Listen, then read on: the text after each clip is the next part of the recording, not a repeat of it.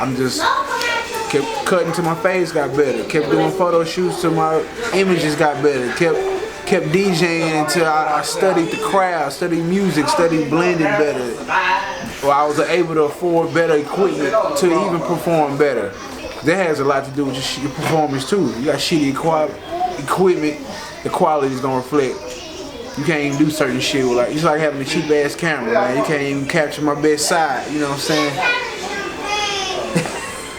You can't do that with shitty equipment, bro. So just stand down and just knowing that in the back of my head, this ain't the end, bro. I had a vision of how I want to see myself and being relentless till I get there. Thousands of tears later. This ain't no rap shit. Definitely ain't no cap shit, man. It's a whole lot of trap shit. Legal trap shit. Legally. Damn, what the deal is, man? We gotta tell, first of all, tell the people who got in the building. Ah, man, J-Lun the Dunn, Mr. 214, your baby mama favorite DJ. Shout out K Breezy, she made that up.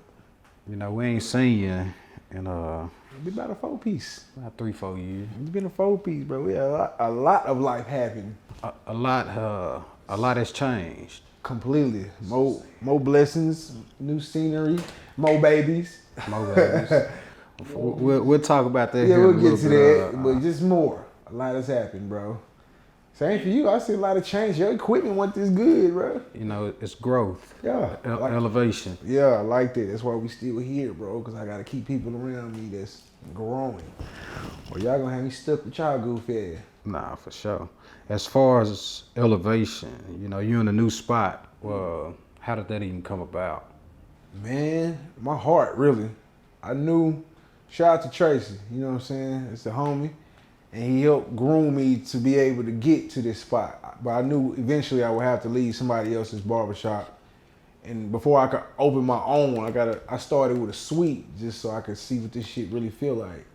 And it was always on my heart to get here, you know what I'm saying? And then the way, you know, since I also DJ, I was like, man, I need to be in my own spot so I could make money doing my classes and my lessons and cut. And God opened the door. At first, I was like, I started scouting out spots, and then the numbers was just crazy. And I was like, man, I'll just keep it on the back of my head until that blessing came. Then that blessing came when I was able to hit the house. And I see it. I jumped. What was that transition like for you going from paying booth rent now to having your own spot? Everything doubled. I'm still in it, to be honest. I ain't gonna care, nigga. I done got myself in some doozies. Just trying to stay afloat in this hole. Cause it's not, I lost a lot of clientele. I lost a lot of people. They don't be wanting to come downtown, down at the parking's ass. I'm not even gonna cap to you, but the scenery, the ambiance, the person I'm able to be is so much better. So that's what keeps me focused. But the transition has been hell, nigga. Like paying 2 rents of this magnitude plus home life. And then when I was in the Cliff, everything was kind of close. So I could get my kids, drop the kids off at their baby mama and work out. Everything was in the same vicinity. This is 25 minutes from everything, my whole life. Lancaster, Dunkerville, Oak Cliff, all this shit. So trying to get to this motherfucker and create a consistent schedule has been a motherfucking challenge. Have you learned to balance that? I say about 75% there. About 75% there, because I'm still not able to get here as consistent as I want, but I found my own groove. I'm talking about everything from when I left the other shop, their school was 15 minutes away. Right. Now I have to leave within 30 minutes to get there on time and not getting there. They write you up in Dunkerville. Yeah, it's out of there. Yeah, you out of there. So I don't want to find out what that is. So I've been adjusting to that. So I say I'm about 75. I know to leave this motherfucker no later than 3:15 or 3 o'clock. Just to get, I know back streets. And as far as like cutting, I know in real life, by the time I drop the kids off at 8, and it's really made me more prepared. So now I take baths and shit at night and get my stuff together so I could get here at least a decent hour. In real life, I was trying to make them 8:30, 9 o'clock promises fail. So now I started like 10. So I gave myself a block. I figured out my block. So now I could be here during the week from 10 to 3. And at first, that wasn't a problem when I was at Tracy's. I could just go and get him, blah, blah, blah. But this is different, bro. Whole different animal. Whole different. You 16 floors up, parking, time, downtown traffic. I ain't dealt with traffic. You said you lost a lot of clientele making this jump, doing this elevation. What was your feelings on that as far as people? I had to eat it. I knew it was gonna happen anyway. It's like dating a hoe. You know you're gonna get cheated on, nigga. So you know when you elevate, it's gonna be a separation. Right. And so I literally had a guy down here, couldn't find parking to do it. He's like, man, I wish you the best of luck, bro, but I ain't gonna be able to do it. Parking $10, $5, whatever that he just didn't want to. A couple people have just like, nah, it's too much. Literally drove down here and drove off but I knew that. Someone was family. You know what I'm saying? Like, I was real shit. So, that's what it felt like. I knew it though. I'm a big boy. I could take it. Because it also opened up, like, I got this cut app. And it kind of like syndicates, whatever the word is, to people in this area. Right. And so I'm getting accountants. I'm getting a lot of out-of-town people. Just a different quality. So you got a level. Different clientele now. Yeah, niggas that ain't tripping about paying 50. Right. It's tipping 50. They paying 100. Like, this was not happening like that in the clip. And it's consistent. You think because where you was at previously? I know it wasn't because happening? of where I was at. You know what I'm saying? So them walk-ins, I had to stand on my feet 8 hours to make what I make here now in 3. It's just not as fast and consistent yet. But I see that damn change. Like, nigga, I was 25, 20. At first, before really 2021, I was charging $20 for a cut. Grown man, face and beard. Now, I need that 50. What made you change your price? I seen what the world was doing. The world went up. Everything cost me, and I seen people that, in my opinion, cut not as good. It wasn't about your value? I didn't understand it. Okay. Because when you're on your journey, you be so hungry, you don't want to miss nothing sometimes. But then after a while, it's like, okay, that $20 is a waste of your time. You know what I'm saying? And you start understanding. Yeah, and then I seen my competition, like, nigga, I cut better than you. You stinking for 40, and you not budging. And it was like, but then also they was in a better environment. They was catering a different crowd of people. So I had to understand my power and then, like, stay in that market. You say competition, but do you think there's really any competition when it comes to this? It's always Pepsi, Coke, you know what I'm saying? But the real competition is the mirror, which was my understanding, which was me not knowing my value, or I need to get out this environment in order to get what I know I'm worth. But if you don't move, if you know better and don't do better, it's the same as not knowing. So I'm knowing, but I ain't moving. And so that's why I'm still standing on my feet for these $25, hoping to get 200. The other day, nigga, I did 3 customers and walked out with like 250. Easy. Yeah, but it wasn't easy. It took 10 years to get to. No, it took not easy. I know what you mean. It took time to get here. Yeah, you know, it was back then, then. I was playing on your words. Nah, I got you. Yeah. So you wasn't back then. You wasn't getting $200 like nigga, that. That was a great Saturday for me if I made $200, but I have to cut probably from like 8 to 8. Yeah. Swear to God, 8. You be on your feet 10, 12 hours. Was it worth it? Then it sufficed. It kept my phone on, kept gas, it kept food in my mouth.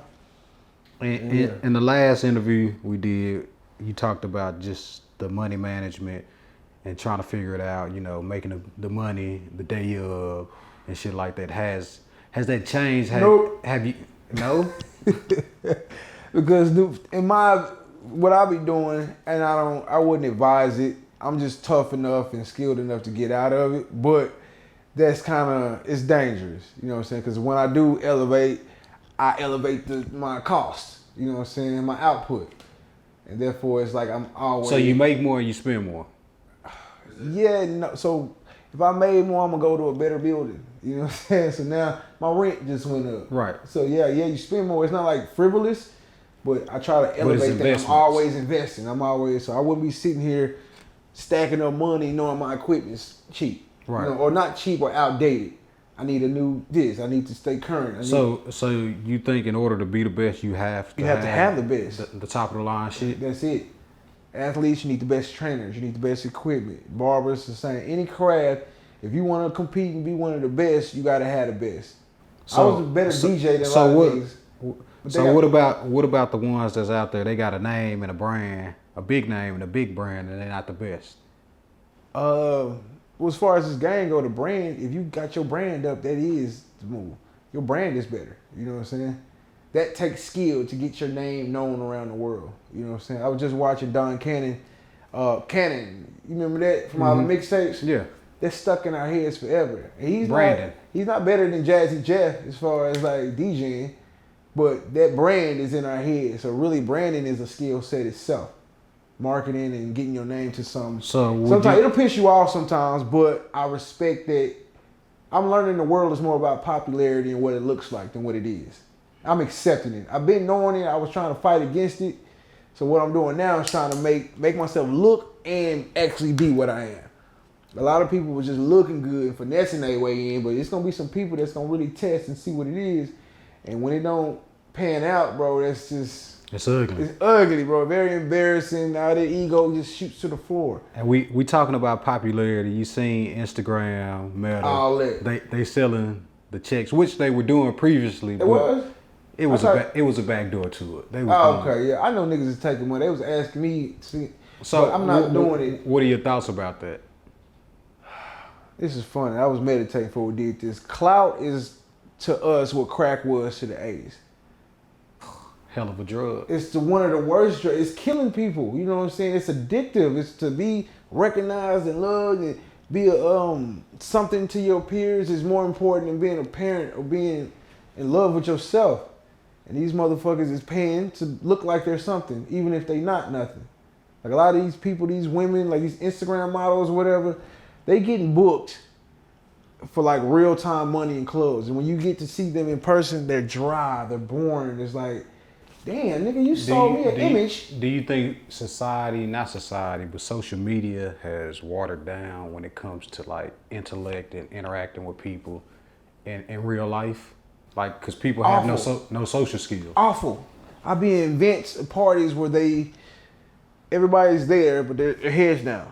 You know what I'm saying? Or they're not present in the moment no more. You know what I'm saying? A lot of times I be trying to get my lit ass moments, but I be so present. I practiced being present that I forget to record it. People like, damn, you did that. Yeah, I was making sure I was emceeing and DJing. But these people aren't present in the moment. They're not even trying to be, bro. You know what's funny, when LeBron broke his record and then when Jordan was setting the record, they showed two different pictures. They showed when Jordan was, making that record or doing whatever, nobody had their phones out. They was out in the moment. But when LeBron broke the record, phones weren't even cool like that. You see everybody with their phones out. Yeah. The transition. The so evolution. yeah, that's also a thing I see. Like it's making a lot of things not authentic. So just say we having a good time or not having a good time in an event. Somebody puts a camera on you, everybody jumps up, hey, then once they move past it, they go back to, and it's like, well, y'all dry in real life, fool. Like this shit is lame. Like I'm a DJ, bro, so my job is to entertain and keep y'all. I'm playing the best. But a lot of people are so insecure, it made people a lot more insecure.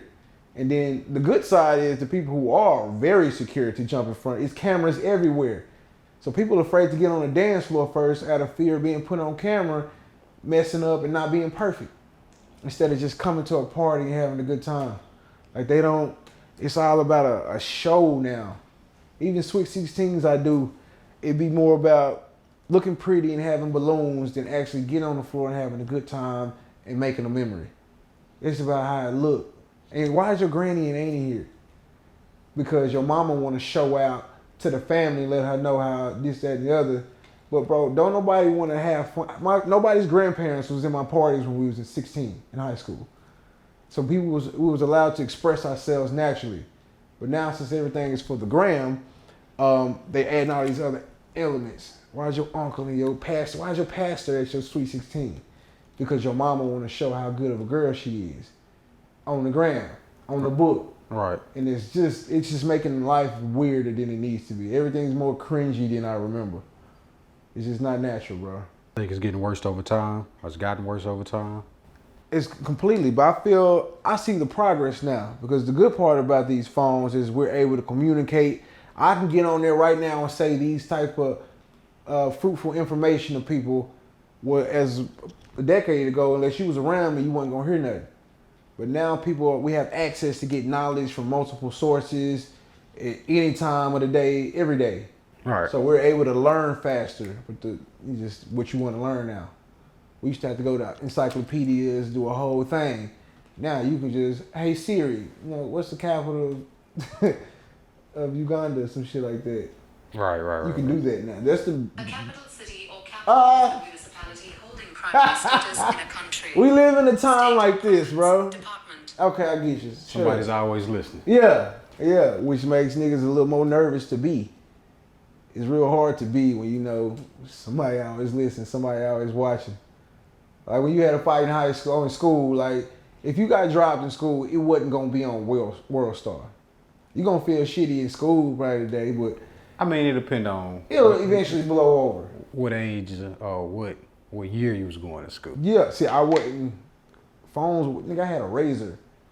You know what I'm saying? They didn't do none of that. You couldn't record a nigga getting beat up 15 years ago. Right. But now it's like, shit, we can record it and go back to that memory every day for the rest of your life. So you gotta constantly relive constantly that. stay on your shit, yeah. So it's sometimes best to walk away nowadays, shit, or go show out. Be on the good side of the goddamn camera, because it's tough. It's tough to be. I kind of feel sorry for them, because the kids got to grow up in a world like that where everything's exposed. Everything you do is on Front Street. And sometimes it's good, but most of the time it's hard, especially when you're going through puberty. You know what I'm saying? Or you in college trying to figure out who you are, and everything's on fucking camera.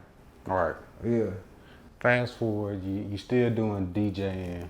Yeah. You constantly growing with that. Like, what has that been like for you these past 4 years? Over time, Wow. between The last 4 years, bro, I've elevated so dramatically, and it's because of a lot of the things I had to cut off from 4 years ago. And when you say cut off, relationships, bad business investments, friends, everything. You know what I'm saying? From the terrible, I ain't gonna say all that, but just for bad relationship, I'm keep it right there. Having a bad partner or fuck up damn near everything. So would you say having somebody that's on your side as a significant other is key as far as like success goes and on your journey? It depends on what you define as success, but to me, most people I've seen, men, women, they have a good partner. You know what I'm saying? Because the weight of being a human is heavy. You know what I'm saying? So you ain't gonna be 100 every day. So to have somebody that's there when you're on your 50, on your 30, will make up. You know what I'm saying? It will make up for, what am I trying to say? For the shit you don't have, nigga. 2 is better than 1. Right. That's if they on the same page. Now, if I'm constantly arguing, bickering, we cheating, fighting, and doing all this other shit, we can't stay focused on any goal. It'll be hard to achieve. When you got somebody that's like-minded and y'all equally yoked and y'all want the same thing, man, you Michelle and Barack, you J and B, you on that type of time. I'm not saying you have to have a relationship, but you have to have something or somebody besides you that'll keep you accountable, that is gonna give you that boost, that's gonna put the ice on your eye when you're in the corner, just so you can get back out there and fight. That is completely crucial. I seen a Muslim dude say that it was like, besides giving your life to God, your life partner is the biggest choice you'll ever make in your life. Because that nigga bitch can get you on crack. A nigga could beat you and make you feel so self-worthless that you don't even love yourself, or a guy won't be able to use you how you're supposed to be used. Because you in this situation that's tearing you down. You can't even see you. So that is very important. Shout out to my old lady Ty right now, man. She been holding it down. I got a girlfriend now. I ain't had one last time. I was anti-girlfriend. But she fit right along those lines of just a partner in life that got you without question. You know what I'm saying? Even when they fuck up, they feel bad about fucking up and want to do better. As opposed to, that's just how I am. You gonna take it or leave it. Like, I'll leave it, bitch. Cause I don't have to deal with that. I can fuck up my own life if I want to. You know what I'm saying? Will Zero say I can do bad by myself? By my goddamn self. I could tear up my whole life without your help, baby girl. But for someone to come and invest their time and energy and sacrifice into me and my children the way she does, that's ain't nothing but God, bro. I was outside, bro. I was juggling about 10 of them. Cause it's fun. If you can, why not? Why the fuck not? But in real life, some of us are ordained. Some men can't be a family man. Some men can't run a home, can't be a leader. And I'm one of them. So eventually, he let me play for a long time, and then he sent me a partner to come back and settle me down to where it was like, damn, a nigga put up 2 pictures. Like, nigga, this is the life you're living, and this is the life you can be living. And it was like, damn, this life is better. You know what I'm saying? Don't get me wrong, I miss some of my hoes, having fun and, you know, wilding out. But where I'm at, the focus and discipline, once again, having that good life partner, being able to bounce someone to help you with these children I made. As far as DJing in the clubs and stuff like that, is that an issue in your relationship? It was in my old relationship. But in this one, she met me doing that. She met me at a different tier. See, when I was dreaming about DJing and getting gigs every now and then, it was cool with the old relationship. But then when I turned into DJ J Lund in the city and these strip clubs and all this other stuff, it was hard for her to accept. You know what I'm saying? I can't give you the reason why, but it could be insecurities between the women I'm around or my own brand blowing up. I can't put a finger exactly on it. But she met me DJing Yellow Beezy Party and these top tier clubs and coming in at 5 in the morning. So that's just what life was to her. That was just my job. It's like a nigga that work overnight. How do you even make those connections with these artists or celebrities, quote unquote, as we may call them, to even be in their space? Nigga, it's relationships. It's just simple as that. I'm rich in relationships. So I'm really cool with Yellow. Yellow from the same hood. Well, he went to Lancaster. And that's where I graduated from. So a lot of our peers, a lot of his big cousins is my classmates. And so we just kind of linked up. Shout out Big D. I was doing his mom's birthday party, which is him and Yellow mama's sisters. Mm-hmm. And that's how that tied in. I did so good at that event, I was invited to do his birthday party. So you would say it's more about your network versus both. Your network. It's both. Because you know how they say it's not what you know, it's who you know? Right. Well, it's 2 more laws to that. Okay. And this is a prime example of that. It's not just those 2, it's also who knows you and what they know you for. So, nigga, everybody can know you, but niggas didn't know you did this. Right. And they didn't know they never seen the that standard. side before. Yeah, they never seen the standard of which you could produce. And so, nigga, I know these right people and they know me for really killing it. And then when they put me in these situations, I show out and I perform. And it was a combination of both of that. Me knowing the right people and me working on my craft and getting good at entertaining, you know. And when I come, you give me a mic, I'm better at MCing and rapping than I am DJing. But it's all like a trinity almost. Right. Because each one of them helped me help the other one. And so, nigga, once I started talking and making people dance, I got your granny out there doing the goddamn wobble and all that. These memories I put in people's head don't never go nowhere. And so I make sure I do that. And then every time I'm there, I also am shaking hands. I'm also giving out my cards. I'm also making sure I have a good impression on people that they want to go tell somebody about it. Right. Yeah. How do you continuously grow your businesses as far as just like elevating though? And keeping, you know, a consistent clientele and people, returning customers, returning clients, and people coming back to you? I heard Will Smith tell me this one time. He was like, you don't just throw up a wall, man. Everything is done brick by brick. And so each client I get, I make sure I give you the best I can today. Whether I'm cutting your hair, whether I'm DJing your baby birthday party, or whatever it may be. I make sure I give it the best. And even if I mess up, I make sure I fix it or compensate in a way that you feel good. People don't ever forget how you make them feel. And so when you come around J Lund, nigga, I want you to be like, man, that's a cool guy. That's a great professional. You know what I'm saying? Whatever I trying to give out, that helps, bro. You say compensation. Do you, just in general, do you think when it comes to like black-owned businesses, we have a problem when it comes to like customer service and fixing? Man, I love us, but I fucking hate us because we so fucked up inside that the money is more than the service. and that's ass backwards, nigga. You get money from the service. And the number one way to market is word of mouth.